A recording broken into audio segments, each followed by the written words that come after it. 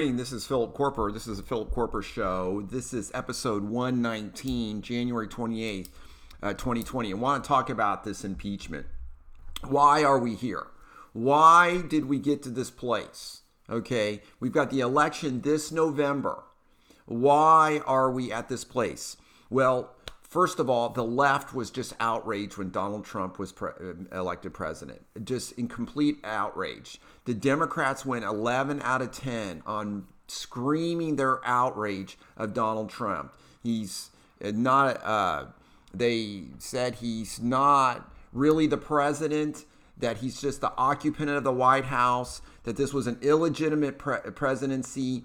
They blamed it on Russia interference, that the Russians put him in there, that he was a Russian spy. I mean, they just went crazy.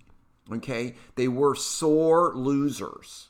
Okay, the way this country works is that it's winner takes all. Your candidate wins the presidency. He's president for 4 years, barring some super bad high crime and misdemeanor. We've got 2/3 of the Senate that can throw you out. 2/3 of the Senate, which is impossible. It's never, ever happened. You have to have huge bipartisan support for that to happen. And so the Democrats go crazy. The Comey, the deep staters, John Brennan, Clapper, and James Comey. These are all Obama holdouts.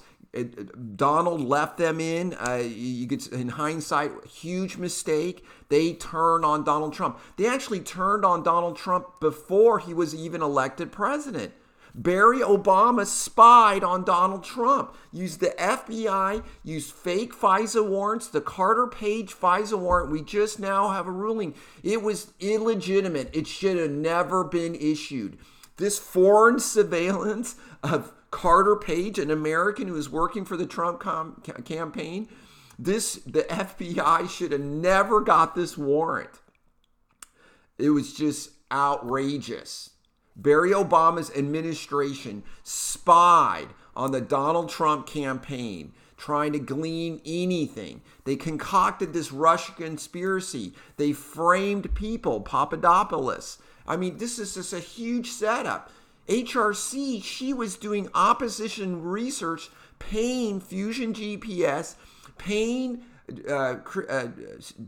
Steele, the Steele dossier, paying the Russians for this intelligence to get dirt on Donald, that he was with prostitutes peeing on the bed. You guys remember this? You cannot make this stuff up. And so they put that James Comey, Hillary goes, oh yeah, if I was president right now, I would fire James Comey. Well, by golly, Donald does it the next day. Oh, this is obstruction of justice. We've got to have a probe into this. Rod Rosenstein does the probe. Remember, the Attorney General Jeff Sessions had recused himself. Oh, what a disaster. And so we've got this Mueller probe, and guess what? The Democrats put all their baskets into this probe, and then guess what? Donald is not a Russian spy. Mueller finds no evidence of Russian collusion, okay, which is not a crime, but okay. So there's no Russian collusion. Donald is not a Russian spy. Oh, no. They got to have something else. Their base, the left base, is demanding, impeach this guy. Throw him out. The orange man is bad. We got to get rid of him. And so they're looking for anything. So then we have this whistleblower that we don't know anything about, but the IG report says that he has ties to Joe Biden, to Joe Biden's campaign. So this whistleblower, another deep state dude, doesn't like the policy that Donald's doing with Ukraine. Ukraine has this super corrupt government. I mean, Ukraine is one of the most corrupt places on earth, apparently. So what do? The Ukrainians apparently wise up, and they throw the guy out. And then we got a new guy, this young little actor guy, Zelensky. This young guy, he wins the presidency, just comes out of nowhere. He's not even a politician. He's just like Donald Trump. It's great. So Donald reaches out to him. We got all of these news reports that Joe Biden was super corrupt, and that Hunter Biden is on the board of Burisma, this super powerful oligarchy energy company in Ukraine. And so Donald wants to give money to the Ukrainians that Congress has approved. Of course, the president decides on foreign policy. This is Donald's purview. He can give funds to one country, hold the other. He's been doing this. All presidents do this. The Congress recently has threatened to withhold aid to Israel. Oh my gosh! Is that a quid pro quo? Unless Israel does this, this, and this? This happens all the time. And so we have this tape of Joe Biden bragging that he's over in Kiev and he is the point man on the Ukraines. Oh, and it turns out that Hunter Biden is on the board of Burisma making $83,000 a month, over $1 million a year. And this gets better. John Kerry, Secretary of State. Oh, his stepson is on the board too. The Democrats say there are no crimes here. Well, okay, whatever. This is outrageous corruption. Americans hate this. And so Donald wants to look into this corruption. So even if Donald withheld aid and tied it to this, and there's no evidence of that, the John Bolton, in fairness, John Bolton has sent his book to the White House for preview, make sure it doesn't have sensitive material.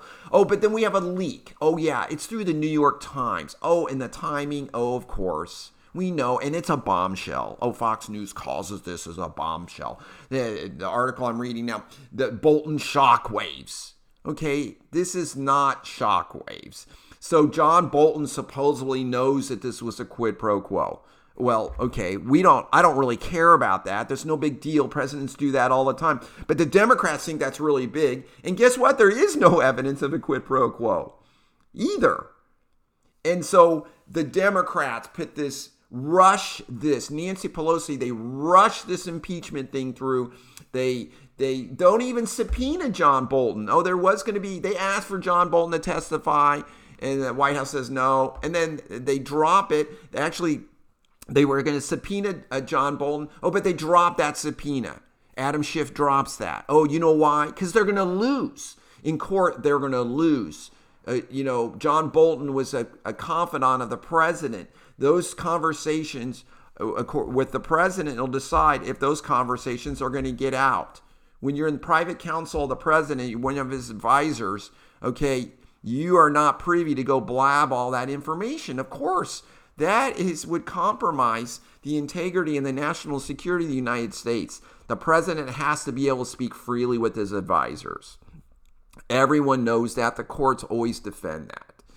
And so this John Bolton thing's just another ruse, and there's going to be more bombshells. The Democrats have a list of these things. Sound familiar? The Kavanaugh hearings. The same kind of drag this out, bruise the president with this Senate impeachment thing. They're not even talking about an acquittal right now. We all know he's going to be acquitted. No, the latest distraction is on the witnesses and the witnesses. Ted Cruz, so eloquent with the press yesterday. He even got one reporter to freak out and say, well, your kids are involved in making a bunch of money. And he's like, my kid's a third grader. What the heck are you talking about? They're 9 and 11. No. Yesterday, the Republicans totally turned it on Hunter Biden. This serious corruption. They also turned it on the whistleblower. You're going to impeach the president of the United States because of what this whistleblower said, according to a phone call that Donald Trump had with President Zelensky, the president of Ukraine. Well, what the heck? What's going on with this whistleblower? Is there political bias here? Well, we already know there is. He's associated with Joe Biden. So it looks like there is. This would just be thrown out in court. So this is just preposterous nonsense. But the major media just can carry this water and just move all of this forward. Most Americans don't pay attention to this. And what they hear briefly in the press is just negative Donald. Orange man bad. Get him out. Yeah. Oh, yeah. Cool. Get him out. And so, anyhow, I think the Republicans yesterday did a great job in going after the whistleblower. We want to know, who is this whistleblower? Okay, maybe if we're going to have witnesses, we'll have this this whistleblower testify. And then Hunter Biden, was Donald Trump going after corruption? This is where, when they blew this up on this phone call, the Democrats immediately decided to throw Joe Biden under the bus, because this phone call has to deal with corruption of the Biden family. Even obliquely, but it does. Donald brought it up in the phone call, this Biden corruption. So if the House is going to impeach over this abuse of power with this phone call, if they're going to make this phone call the center of their impeachment, well, the phone call centers in part on Joe Biden and the corruption of Hunter Biden. So it's going to be exposed. It's amazing how the Democrats, or the people on the left, are so cocooned in their thing. My friend who I was debating this with, I'm convinced he has never seen the videotape that the Republican lawyers, Donald Trump's lawyers, played yesterday on the Senate floor. They played the video of Joe Biden freaking bragging about, son of the bitch, that he got this prosecutor fired who was investigating Burisma that his son was sitting on the board of. And he was going to withhold $1 billion worth of loans to the Ukraine unless this guy was fired. A pure quid pro quo. Where the Democrats don't care about that. Oh, no, that's not their man. No, quid pro quo is okay if it's a Democrat. But if it's a Republican, it's really bad. Okay, you can see where we're going here. So the Democrats had to, Nancy, I guess, to please her base, she had to go through this silly impeachment thing. She has nothing to lose. They lost everything with the Mueller thing. She's a wounded animal. Might as well just go for this impeachment thing, and let's give some more body blows to the orange man bad. Let's beat him up a little bit with this impeachment. We'll stain his presidency. He's been impeached. She's fist bumping Bill Maher. It's somber, but yet she's celebrating, and she's passing out the pens. And the Republican lawyers played that in the Senate too. Nancy giddily passing out her pens. Her souvenirs with her name on them embossed in gold. Oh my. And then what do we have? We have a Democrat. There is a Democrat, Harvard professor, who's a Democrat who voted for HRC, not Donald. And Alan Dershowitz, is so spot on. And he says how this is not impeachable. Abuse of power is not impeachable. You know, they accused George Washington of abuse of power because he wouldn't release the stuff on the Jay Treaty. They accused the next president, John Adams, abuse of power for the Alien Seditions Act. Okay, duh. Congress is always going to blame the president for abuse of power. And then president, on the other hand, can yell at Congress and cry abuse of power for them. And when there's a discrepancy and when they argue, the courts decide. The founding fathers were genius. It's a three-legged stool. And the stool stands because the legs are all pushing against each other.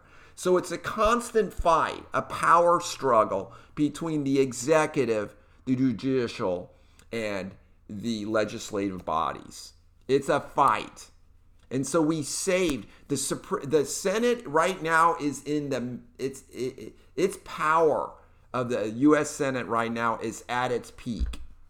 And actually the House, one of the strongest powers that the House has is to send articles of impeachment to the Senate. But that's pretty easy to do. So the House rarely does that because they know the chance of acquittal in the Senate is huge because you need 2/3 the senators. And so 4 Republicans have to go to the Democrat side for the Democrats to have a majority to get more witnesses, okay? But acquittal will come if the Senate can't get 2/3 of majority to kick Donald out, and it ain't gonna happen. Everyone knows it ain't gonna happen, but the press, they love to make money off of this, Fox News included.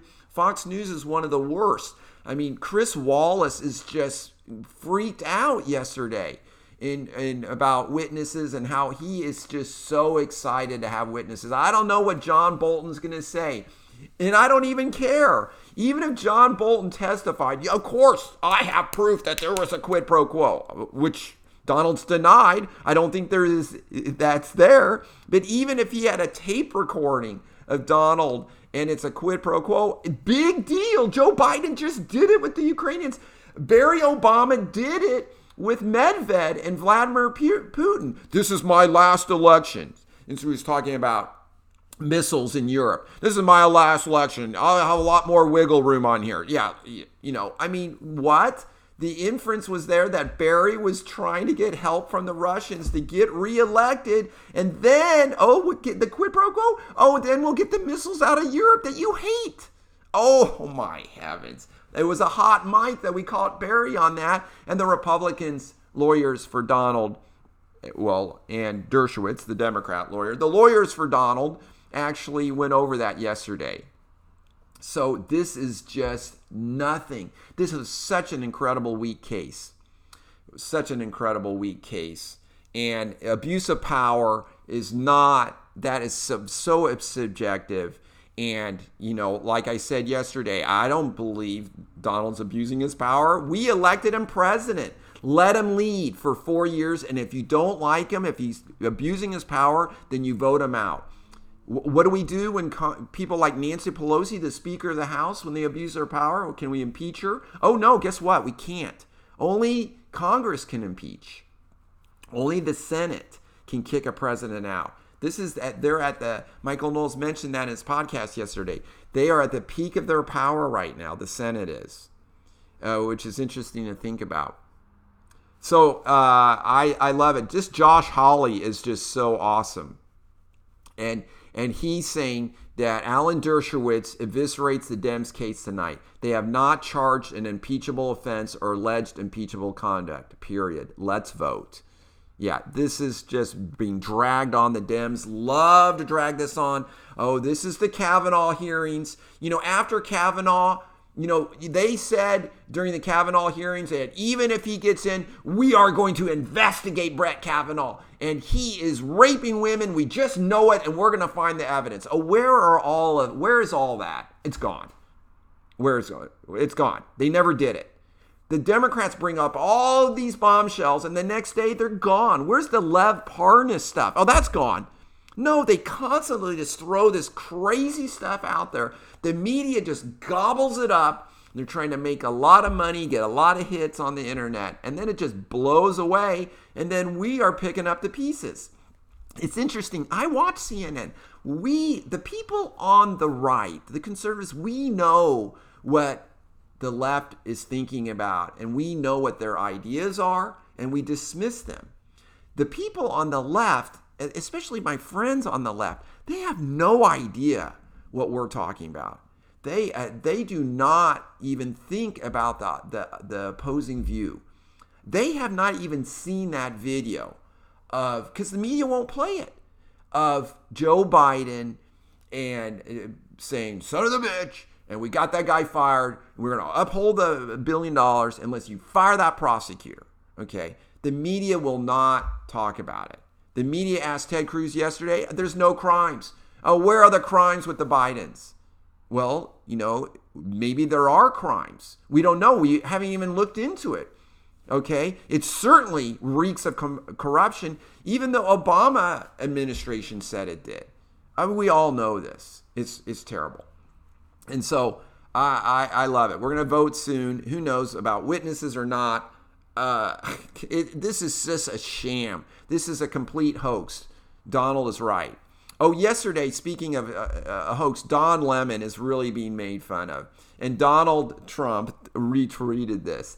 And, so Don Lemon is doing this interview. See, I watch CNN, or, my conservatives post this on Twitter. And he's interviewing these two guys. And this one guy says, oh yeah, Donald Trump, he wouldn't even know Ukraine if you had a U there and then you had a picture of a crane. He couldn't even figure it out. I mean, I personally think it's kind of a stupid joke, whatever, whatever. Maybe it's kind of funny. Don Lemon just loses it and he's laughing and his head's down on the table. I mean, he just totally loses it.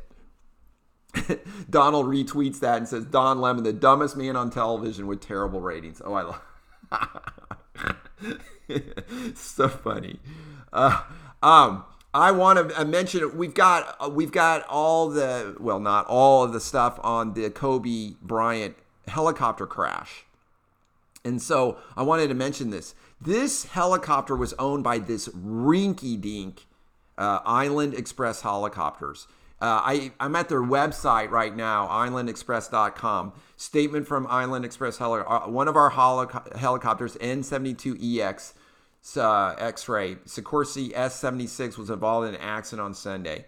And they said they're deeply saddened. I mean, the website's like gone. I mean, the company is gone. Now, plane crashes, big plane crashes do bankrupt airline companies. They do.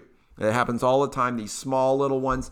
The Con Air, I think it was. There was a crash in Lexington, Kentucky, right after we moved to Lexington, and it was like a Delta operator. The pilots were not paying attention. They were yakking in the cockpit. They took off from the short runway, didn't realize it. It was too late, and they crashed at the end of the runway. Not enough runway to take off. And that Comair, I think it was. I forgot the name of the carrier line. One of the partners of Delta. Oh, bankrupt. Immediately goes bankrupt. So anyhow, but my point here with Island Express helicopters, that this is a freaking low budget operation. Okay. These pilots are not from the military and not from commercial air. These are rinky-dink pilots who get paid very little, flying older helicopters. We know this helicopter was less than $500,000 for a $13 million helicopter. It's an old helicopter. It is flown by not very expensive pilots, only one pilot, and they were flying in fog.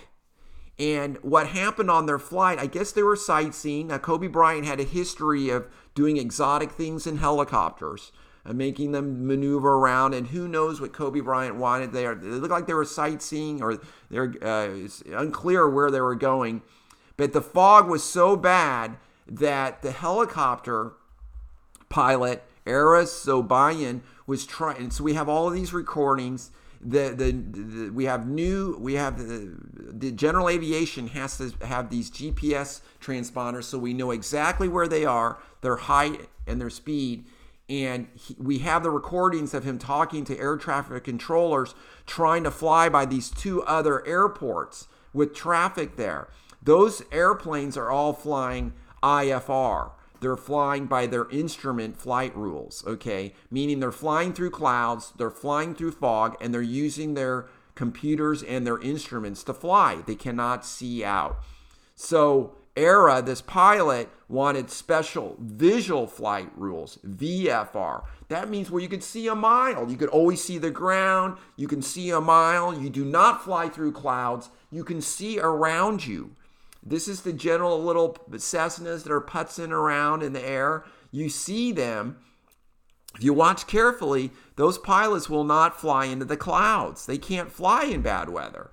They're not flying by their instruments. They have to be able to see where they're going so they don't crash into the ground or crash into other people. So Ara is the flight controller. You can tell that it looks like he was flying in fog, and he was lying about it.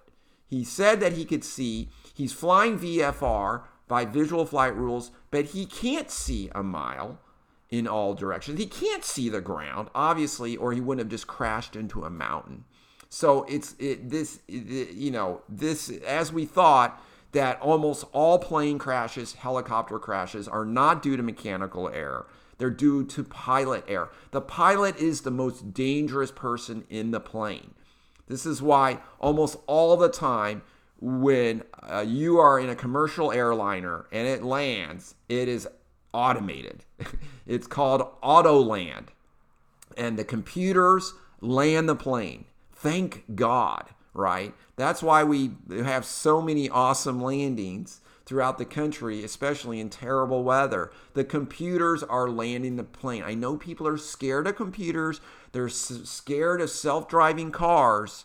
But if they've ever flown in a commercial airliner, almost always, unless the weather is perfect, they have to. If the weather is bad, the airliners have to use the AutoLand. The computer will land the plane. So anyhow, this is sad.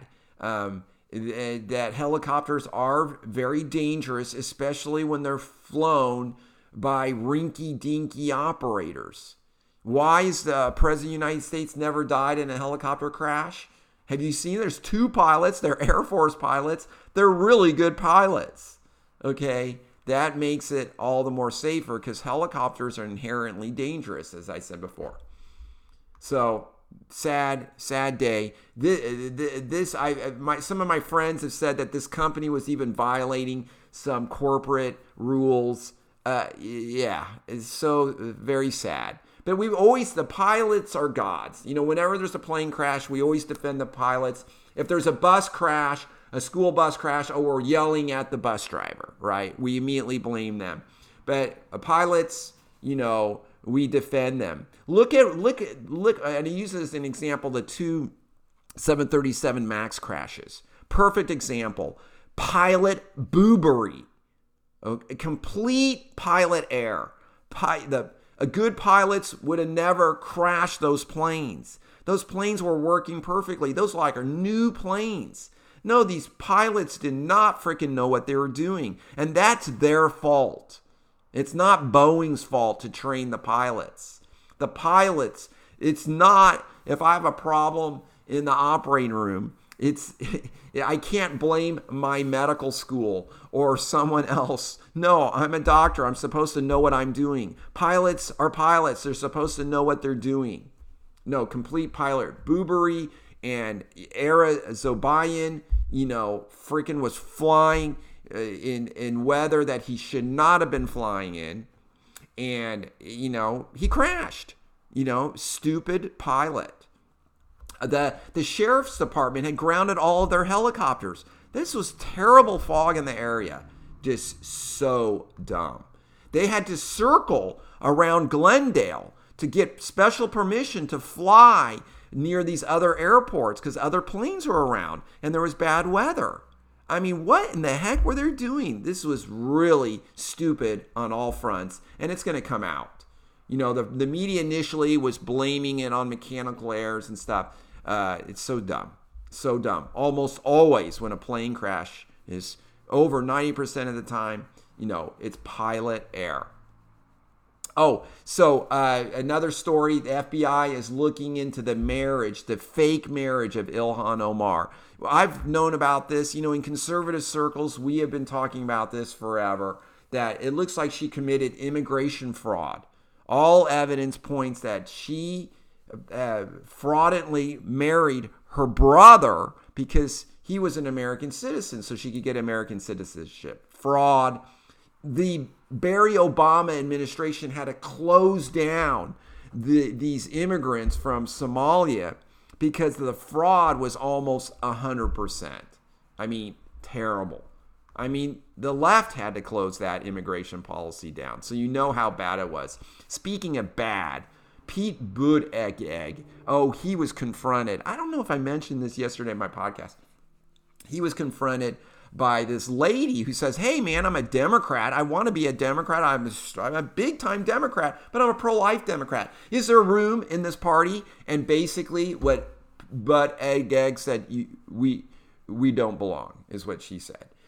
That you don't belong. Yeah, you don't belong. I'm sorry. I'm not going to lie to you and use trickery and stuff. I'm pro-choice, but there's no room for pro-lifers in the Democrat Party. I would hope in the Republican Party there are pro-choice people who are Republicans. I would love for them to join our party. Yes, we might disagree on that issue, But I would love for us to link arms on other issues. In closing, I just came across a really great quote from LDS Living from J. Reuben Clark Jr. He said, "Prayer is the royal road between each of us and our Heavenly Father. Whether it remains open or closed is for our determination." I love this royal road type of thought. I love this opportunity for connection. I was listening on a podcast today about how important our connections are. Actually, this podcast was on pornography. It was a really great podcast. I encourage you guys to listen to it on from Mormon Marriages. And I'm going to put a link on Facebook. It's Nate Bagley's podcast, Mormon Marriages. I lost my train of thought.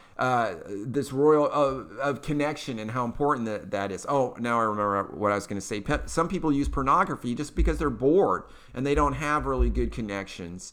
And so they'll buffer and they'll use either overeating or pornography or drugs or alcohol or something that might be not beneficial for them. Some people buffer with like exercise, and as long as you don't get carried away, that would be a better choice. But I love this idea of relationship with Heavenly Father, with God. And that is truly a royal road. And that's great. That's great. That really brings me peace and happiness in my life. And I know God exists, and I know that He loves me. And I know that we're all brothers and sisters. And that's why I'm supposed to love everyone else. Sometimes that's a little hard. And I might love you, but I might not like you. I don't know. Still working on that one. Thank you for listening. This is Philip Koerper. This is episode 119. This is the Philip Koerper Show. You can subscribe it on iTunes or go to my website, philkoerper.com, to listen or watch on the Phil Koerper channel on YouTube and subscribe there and click the little bell, I guess, that everyone says. Okay, you guys, have a great day and see you soon. Bye.